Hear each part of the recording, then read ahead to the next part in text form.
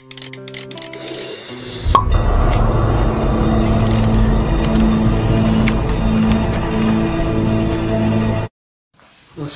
alaikum ve rahmetullahi ve berekatuhu. Barlık muhacireti yaşayotgan Sharqiy Turkistonlik qarindoshlarimiz, bizni afsuslantiradigan, echildiradigan, g'azablantiradigan, nafratlantiradigan bir voqea meydana keldi. 2 ayın 19. günü Türkiye Devlet Bexatarlik İdaresi tarafından Sharqiy Turkistonliklar ustidan 7 kişinin 6 kişinin tutqanligini, bularning Sharqiy Turkiston cemiyetleri to'g'risida Sharqiy Turkiston muhacirati yaşayotgan, Türkiye'de yaşayotgan xalqlar, Sharqiy Turkistonliklar to'g'risidagi uchurni ma'lumotni to'plab Xitoyga yetkazdi degan musho ism bilan bir şarkıda başında Sharqiy Turkistonliklardan 6 kişini tuttu, 1 kişi yok. Bularning üstüne yüklengen cinayet, yani Sharqiy Turkiston cemiyetleri, halkları, elib berilayotgan faaliyetlerini Xitoy yetkazganlik to'g'risidagi xabarni angladik. Bu anda bundan keyingi ispatlash, tadqiq qilish va ta'liq qilish, tekshirish va taftish qilish natijasida qanchalik rost va yolg'onligi bundan keyin isbotlandi. Endi hozir mush shaklda tutibdi. Buning asosi 2 turlik ana nuqtaning birisi Xitoyga berilgan bir ogohlantirish signal. Xitoyning endi şu Sharqiy Turkiston muhacirati yaşayotgan xalqlarning Sharqiy Turkistonda Xitoyning ishlayotgan jinoiy qilmishlari var.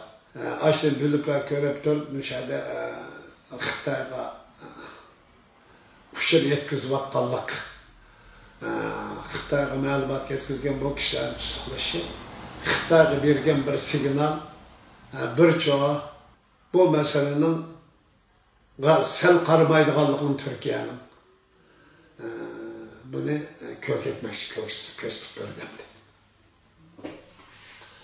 Biz bu nesilden suyunumuz endi.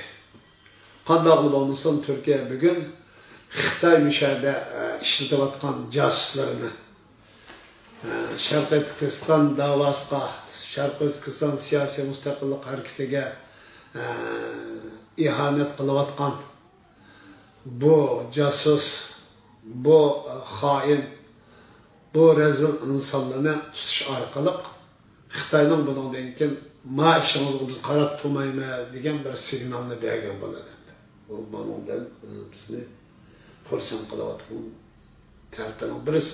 Echindiradigan qismi şu anda Xitoy Sharqiy Turkistonni ishg'ol qilib oldi, besib oldi, mol mulkini bulab ko'liga echib ketdi. O tuproqning egisi bo'lgan Sharqiy Turkiston xalqini buguncha yo'q qilib o'tamiz. Tamamen yo'q qilib o'tish orqali Sharqiy Turkiston tuprog'ini Xitoyga Xitoy tuprog'iga qaytib olishdan iborat eng yomon shum qora niyati bordi. Shu qora niyatni reallikqa aysirish uchun millatni yo'q deb o'tmas bo'lmaydi. Shuni tirishayotgan bugungi davrda ham bizning osh tuprog'ining egisi bo'lgan millatning avlodlari bo'lib muhaciret yaşap, hicret kılıp müşahede sarısan, xar yaşap durup Xitoy uchur yetkazayotganlikka bizni haqiqatan echirdi. Haqiqatan g'azablantirdi. Haqiqatan bu mal'un, bu vijdonsuz, bu axloqsiz, bu nomussuz, bu sharafsiz insonlarga haqiqatan bizni qattiq nafratimizni keltirdi. Bu bizni echindiryotadi. Meni echindirgan qismi bu. Sen nimişki işleysen, nimişki uçur yetkizsin. Nimege? Bu nesne Xitoy yetkizishinin özü namçı, üzenge kılgan ihanet, xiyanet, asilikten başka nas. Milletke, vataniga qilgan asilik, xiyanetden başka nas emas ki. Bunun için sana biz qattiq nefretimiz, g'azabimiz ve eyiblaymiz. Bu kadar endi ma'u gap qilishi hakikaten endi barliq yerda Xitoy ishlayotgan, Xitoy g'alchilik qilayotgan, o'zining millati, o'zining davosiga xiyonat qilayotgan, qilish olib turgan osiyligicha, xiyonatchi bu rezil jinoyatchiligi, bu insonlik dushmani bo'lgan bu xoin bo'yligicha berilgan bir zarba endi ma'lum. Endi Xitoy ham shunday bir rezil iflos bir maqomda. Biz o'tganda dedik aynan. Xitoy ya matulg'utinkin ya azizkin ya kichikkin ya cho'nkin ya ma'lum ma'lumot bor yo'q demaydi aynan. Hammasiga arif bularni shu nima qilib o'tmoqchi desanglar, o xizmat qilsin, qilmasin, ana telefonni arif, ana bundan keyin da'vodan so'yib o'tamiz deydi. Bu da'vo ishonmaydigan qilib o'tamiz deydi. Bu da'vo qatnashmaydigan qilib o'tamiz deydi. Zaten amaliyotda bu anda bo'laqliq bugun namoyish Xitoyning Sharqiy Turkistonda ishlayotgan jinoyatlar qarshi namoyish bo'ladi. Bu namoyish qatnashganlik kundan-kunga azlab ketib bordi. Demişki ay telefonning mas'uli shu. Telefon olib, o'lg'isha nima qilib, ay Xitoyning telefonni qabul qilgan go'yincha asas chiqmaydi ona namoyish. Sen Xitoy qarshi sapdan, maydondan, namoyishdan bu yerda yer olmasan, bu yerdan o'rin olmasan, qanday olab inson, qanday olab musulmon, qanday olab Sharqiy Turkistonlik, qanday olab Uyg'ur, Qozoq olab, qanday turk olab yashaysak bilmayman. O'zingning inson bo'lganligini qanday bilsa, musulmon bo'lganligini ne deb bildiysa, namoz yetmaydi, namoz ro'z yetmaydi. Buni hammamiz qilyapmiz, bu namoz ro'zni tutmasak bo'lmaydi musulmon bo'lganlikka. Bu yerda bizning musulmonchilikni ifodalaydigan namoz ro'zi va zaten. Biz nima bo'lib musulmon bo'lamiz bu yerda? O namoz ro'zani qilmasak bo'lmaydi, bundan chekinish yo'q. Ammo buninglik bilan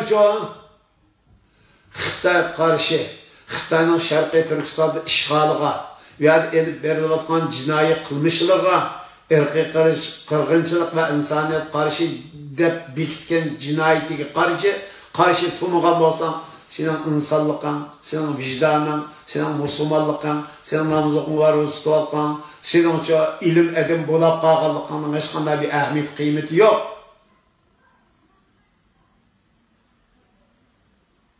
İnsani vicdan, axloq, qimmat qarash nimadan ifodasi topadi Xitoy qarshi bo'lsa.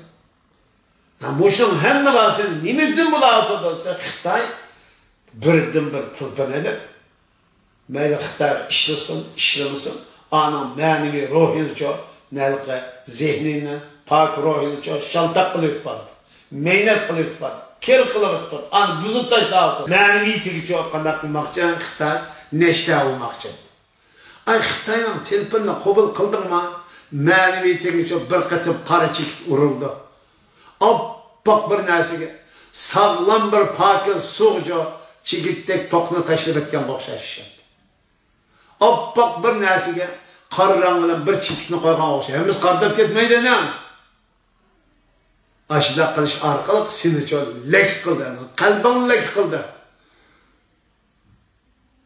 O nima kelib bordi seni Xitoy qarshi faoliyatda hech narsa qatnashmaydigan qilib qo'ydi shu. Buni o'zingni tekshirib baqsan, Xudo Alloh baqqanlar. Bu rostmi, yolg'onmi? Menda moshinasi bormi, yo'qmi? deb tadqiq bo'ldi. Bu hamda bu mazil Al Jazeera'da chiqdi, dunyo xabarlari chiqdi.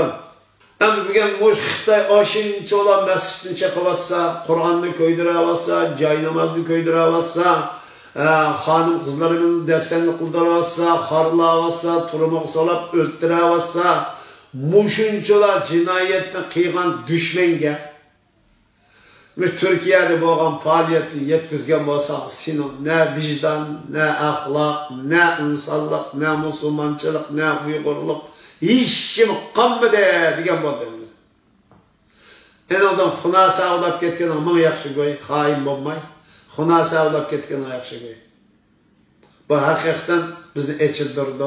Haqiqatan bo'luvchi rasm işini işleyen bolsam en küçük nefret ve gazap nefretimizni bildiririz. Dünya ve ahiretini Allah Teala dünya ve ahirette rezil ve resva kılırsa. Bundan keyin moşunun Xitayga işlemek bo'lgan, ishlash oldi to'g'an, Xitoy san tulpini olib qalbingni buzib chiqib to'g'an mag'uyla.